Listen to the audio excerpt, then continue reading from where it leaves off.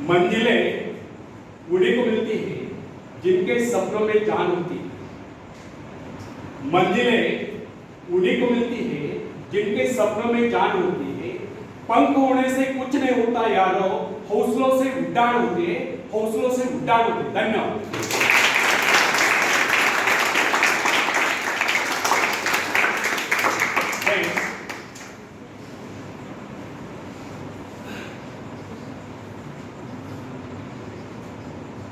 याद रखें, अपने आप को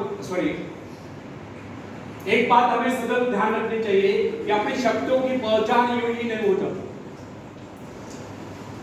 न जाने कितने कष्टों को झेलने के बाद, कितने संघर्षों से जूझने के बाद, कितने संकटों से लड़ने के बाद व्यक्ति अपनी शक्तियों को पहचान लेता है।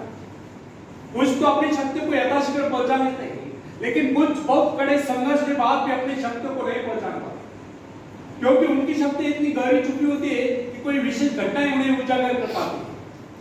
जैसे कि बिजली का घोर गर्जन, किसी शेर का सामना, किसी अजगर का सामना, या कोई ऐसा कष्ट अथवा दुख जो असहनीय हो, अनेक लोगों की सोई हुई शक्तियों को जगा देता है। तब यही सोई शक्ति आती प्रचंड होकर कार्यरत होती है। कुछ पेड़ पौधों के पत्ते, जैसे कि तुलसी, गेंद, पौधों के पत्ते मसले जाने पर सुगंध प्रदान करते हैं। इसी प्रकार कुछ लोग ऐसे होते हैं जो संकट काल में कुछ कर दिखलाते हैं और दूर से चमकते नजर आते हैं। अगर इन लोगों के जीवन में कोई संकट ही नहीं आए होते तो कभी चमक ही नहीं पाते। ऐसे लोगों का अधिकांश जीवन काल व्यर्थ ही चला जाता है। अचानक कोई झटका होने लगता है, उनकी सोई शक्तियां जाग उठती है, उनकी दबी प्रतिभाएं ऊपर के सामने आ जाती है। इस संदर्भ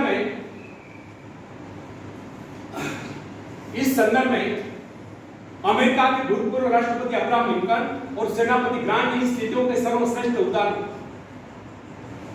आयु के 40वें बरस तक सेनापति ग्रांट को उसके परिवार के अतिरिक्त कोई नहीं जानता था। उसे कभी सपने में भी विचार नहीं आया होगा कि वो एक गौरवशाली सेनापति बन सकता है। वो अपनी भीतरी शक्तियों से सर्वथा अनभिज्ञ था।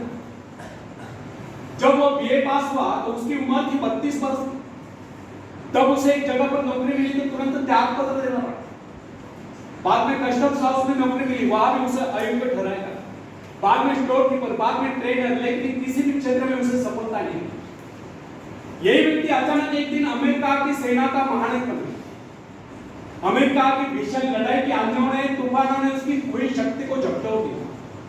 उसके भीतर सोए सेनापति को जगा दिया। उसकी कार्यकुशलता, उसकी कार्यशक्ति, उसके नेतृत्व का प्रभाव देखकर सारा संसार दांतों तले उंगलियां दबाए रहता है।